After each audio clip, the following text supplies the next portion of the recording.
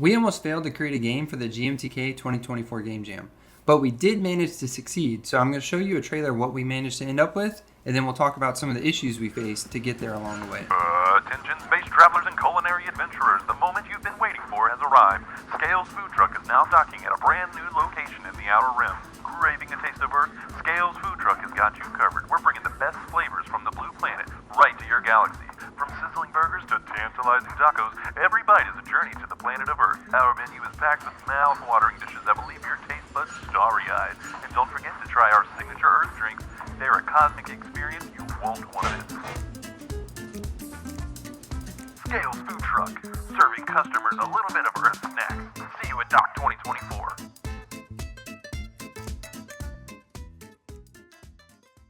Alright, so you see that we did manage to come up with a pretty cool game and a nice trailer to go along with it, but it wasn't as easy as it seems. We faced quite a few issues going into that. So I want to rewind about a week before the Game Jam and kind of talk about how we prepped to get there.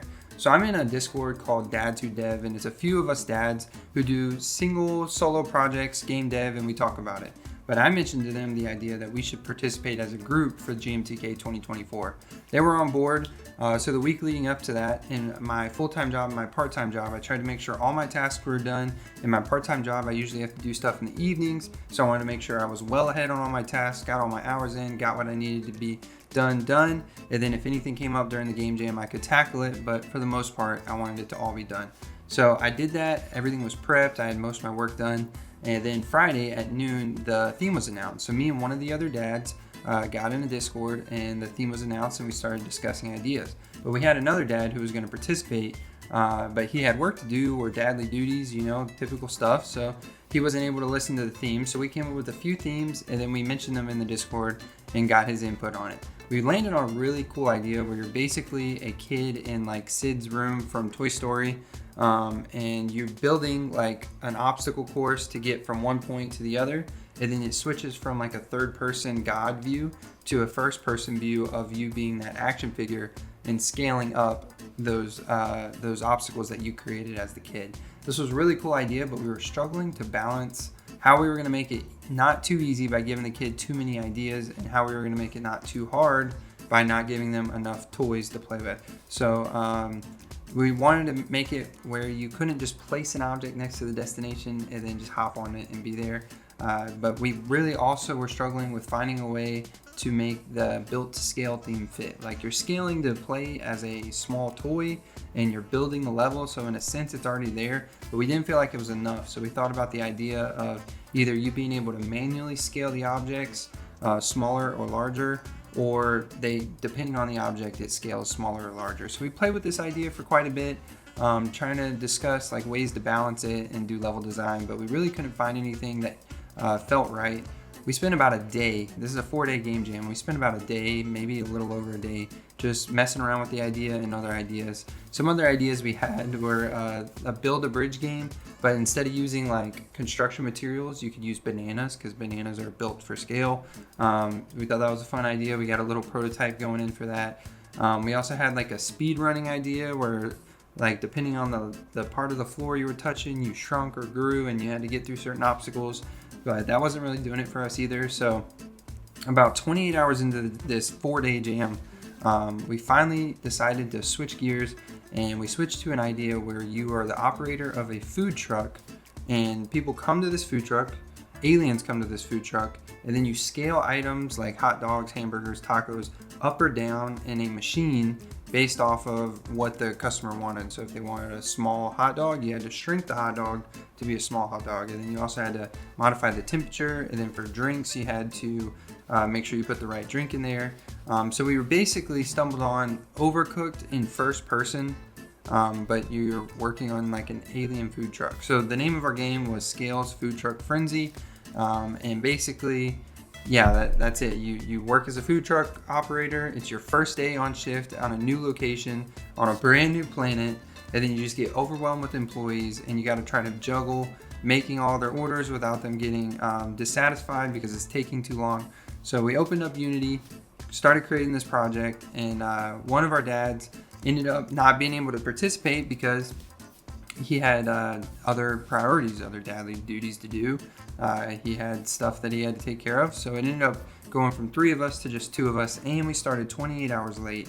So we had to find a way to make it work, and we had to work Monday and Tuesday, which were the last 2 days of the jam, so we wouldn't have a lot of hours there.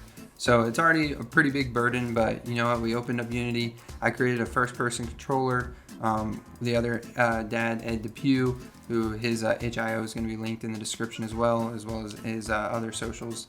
But basically, he started creating the 3D assets and the audio assets and any of the assets that needed to be added to the game. So we started 28 hours late. It's Saturday, midway through Saturday. We get a good amount of progress in Saturday night. It's looking pretty solid. And then Sunday hits, and one of my kids started acting a little sick. A lot of the time on Sunday was taken away from that, just because you can't control when life happens. So Sunday I had a lot of time taken away, so that delayed the programming side since that's what I was focusing on. But we still had a lot of 3D assets being pumped in by Ed. And then Sunday night when the kids went to sleep, I started working at it again, getting the logic in for placing items, picking up items, just all kinds of stuff that needed to be implemented for the game. Monday rolls around. Well, my kid now has a fever and has to stay home, so me preparing early for work so that I could focus on the game jam a little bit Monday instead of focusing 100% on work. Didn't quite work out because now my kid was home. Luckily, my wife was able to stay home with us and help us out, but that was more time taken away from the game jam. So during nap time and bedtime that night, I did more of the programming. But then my partner Ed ended up having some family issues of his own. But that night, I think he was back and he was able to help out a little bit, or possibly the next morning. And then Tuesday morning, my kid was back in school. I was still caught up on a lot of my work from both my positions, and Ed was back home that morning catching up on rest. And we decided to grind out until noon, trying to get everything done that we could. So we labeled it as a 48-hour game jam because in reality, we probably put well less than 48 hours in, even if you combine both of our times. Even though we technically started Friday, we didn't have an idea until 28 hours in. And then we both probably put 12 hours, maybe 15 hours in.